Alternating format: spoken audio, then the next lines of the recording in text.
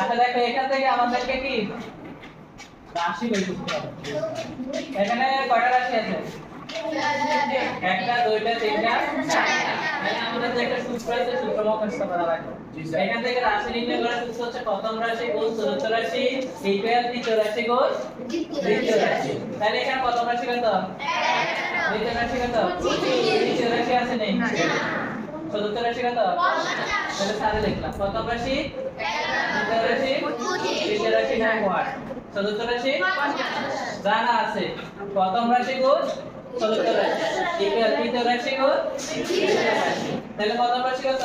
11। চতুর্থ রাশি কত? 50 ইকুয়াল তৃতীয় রাশি জানা আছে না মান? জানা। দ্বিতীয় রাশি মান কত? 25। তাহলে আমরা এখানে কি করব? পক্ষান্তর করব। কি করব? পক্ষান্তর। এই সাইডটারে পাশে নিচে আর এই সাইডটারে এই পাশে আছে। এবার দেখো একটা জিনিস মনে রাখবা, সমাধান করার সময় গুণ যদি এই পাশে আসে ভাগ হয়ে যায়, গুণ এই পাশে আসলে কি হয়ে যায়? তাহলে বুঝে সেটা কি গুণ আছে না ভাগ আছে না যোগ আছে? এখানে এখানে কি আছে? তাহলে এই পাশে এখানে কি রেখেছে? ভাগ। তাহলে 25 একে 25 গুণে 11 গুণে তাহলে দ্বিতীয় রাশি কত? 22। এই দ্বিতীয় রাশি হচ্ছে বুঝা গেছে? তাহলে এই সূত্রটা